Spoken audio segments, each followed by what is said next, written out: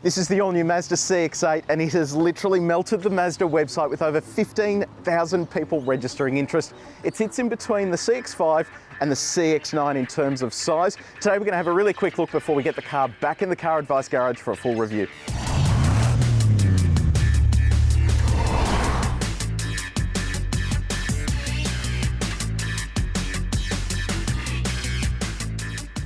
So what are we talking about here in terms of dimensions and packaging? Well, from about here onwards, it's a CX-5. This car will exclusively be available with a diesel, a 2.2 litre, makes 140 kilowatts of power, 450 Newton meters of torque. So it's a pretty eager unit. And in terms of dimensions, we're talking about a car that's just under 5 meters long, 4.9 meters, 175 mil shorter than a CX-9 and almost 400 mil longer than a CX-5. Pricing kicks off in Australia from $42,490 and it's available in 2 specs. Fuel consumption is really impressive with the diesel. We're talking here about 6 litres per 100 Ks for the all-wheel drive and less than that for the front-wheel drive. But do you lose out in terms of packaging? Let's have a look. So it sits on the same wheelbase as the CX-9, but given that it is slightly shorter, you are going to be making a couple of compromises, and this is where those compromises are, but it's not that big of a problem because there's still plenty of room here. So we're talking about 209 litres behind the third row. That means you can fit luggage, you can fit shopping and all that sort of stuff without having to get rid of the third row. If you do drop that third row though, that space increases to almost 750 litres, and then take it to the next level by getting rid of the second row, and it's almost 1,800 litres worth of space there. In terms of the third row accommodation, this is a kids only zone. You can fit adults in there, but you wouldn't want to be in there for too long. This car isn't really designed as a 7-seater for adults. It's more 5-seater with occasional use seats. But let's check out the accommodation in the second row, see how that fares. While the third row may be an occasional use space, this definitely isn't. There is stacks of room here. So I've got this seat quite far back. Look at that knee room, I have plenty there, lots of headroom as well, and heaps of toe room.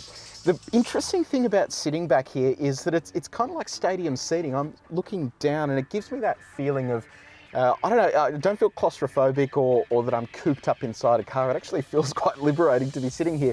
Now, in terms of your creature comforts, you've got these cool looking blinds, so they help keep the light out, give you a bit more privacy. You've also got ISOFIX on the 2 outboard seats, and in here, center armrest, 2 cup holders, and if you crack this thing open, little storage area plus 2 USB charging points. Now, the important thing to note here, 2.1 amps worth of current that can come through those. So in some cars, you have USB charging points, but you sit there waiting forever for your phone to charge. These are a different story. They're going to be very quick and get your devices up and running. Now, these rows move, so have a look at that.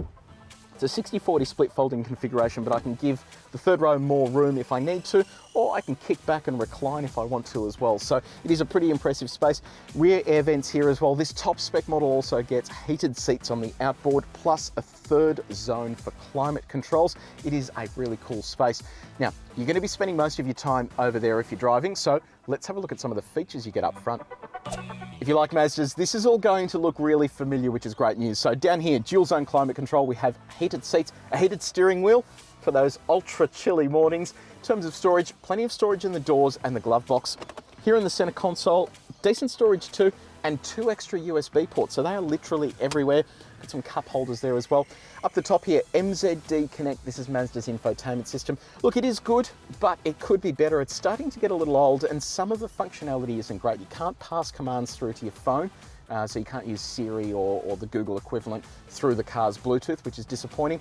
And the other thing that's really disappointing as well is this 360 camera. It is a shocker. Probably one of the worst that we've seen. Like, I mean, you can't get any clarity out of that at all. And in this day and age where cameras are so cheap, Mazda should be doing much better than that.